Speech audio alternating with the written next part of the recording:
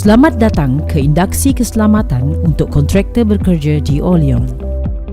Tahniah kerana telah terpilih untuk melakukan kerja-kerja penambahbaikan di fasiliti kami.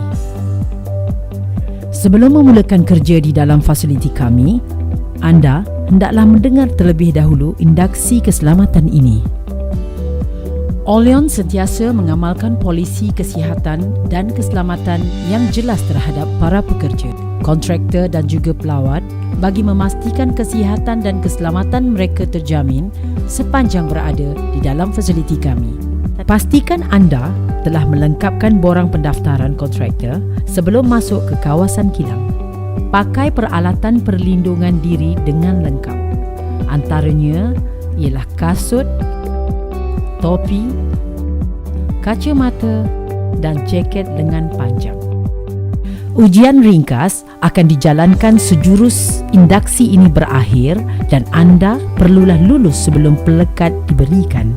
Jika anda layak untuk memohon permit kerja. Jika anda gagal, sila duduki semula ujian terbabit. Permohonan permit kerja haruslah dibuat melalui bilik kawalan. Terdapat 4 jenis permit kerja yang utama, iaitu 1. Kerja di tempat tinggi, 2. Kerja di dalam ruangan terkurung, 3. Kerja-kerja panas dan 4. Kerja-kerja am. Ketiga-tiga permit haruslah dipohon secara berasingan.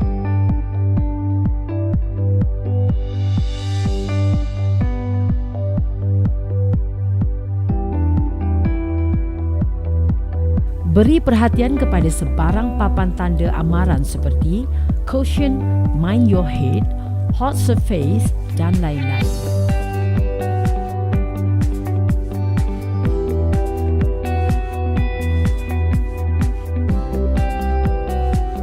Sila merokok di ruangan yang disediakan. Jika perancah digunakan, kestabilan lantai perlulah diperiksa terlebih dahulu sebelum perancah didirikan oleh pegawai yang kompeten dan berdaftar. Perancah yang selamat digunakan mestilah di-tag terlebih dahulu sebelum kerja-kerja dijalankan.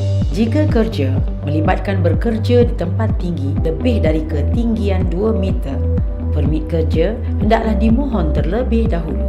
Penggunaan abah-abah badan diperlukan sekiranya tiada sistem penangkapan kejatuhan disediakan. Penyelia keselamatan hendaklah memastikan abah-abah badan selamat digunakan sebelum kerja dijalankan.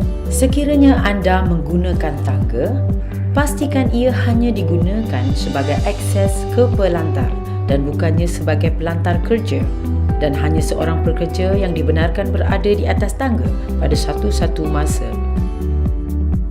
Bagi kerja yang melibatkan bekerja di atas tangki simpanan, pastikan pelantar kerja dan perlindungan kejatuhan pasif adalah kukuh dan stabil. Gunakan abah-abah badan yang lengkap bersama tali penyandang.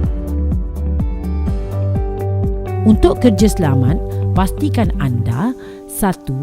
Kenal pasti ruang terkurung. 2. Melakukan penaksiran risiko. 3. Melakukan ujian kandungan udara di dalam ruang terkurung. Ujian haruslah dilakukan oleh penguji gas bertauliah yang berdaftar dengan Jabatan Keselamatan dan Kesihatan Pekerjaan. 4. Mendapat permit kerja yang sah. 5. Mempunyai seorang penyelia kemasukan. 6. Menjalankan komunikasi secara berterusan di antara orang yang bekerja di ruang terkurung dan penyelia kemasukan. 7. Mendapatkan permit kerja bagi kerja-kerja panas jika ia perlu dijalankan di dalam ruang terkurung.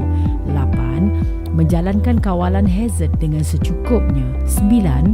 Menyiapkan prosedur penyelamatan kecemasan.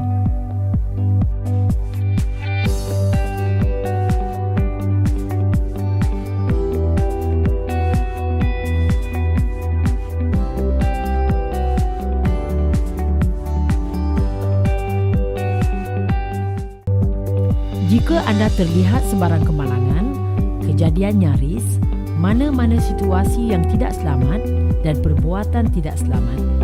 Isikan dengan lengkap dan jelas segala maklumat yang berkaitan seperti lokasi dan perincian kejadian.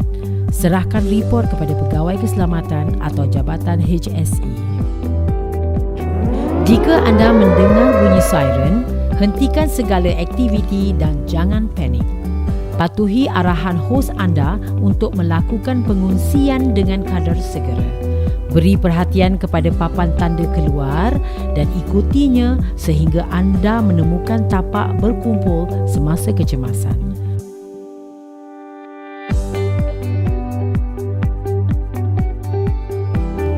Hanya laluan yang tertera sahaja yang boleh digunakan semasa melakukan pengungsian kecemasan. Anda haruslah berkumpul di lokasi yang disediakan dan bersedia untuk melapor sebarang kecederaan atau kehilangan orang.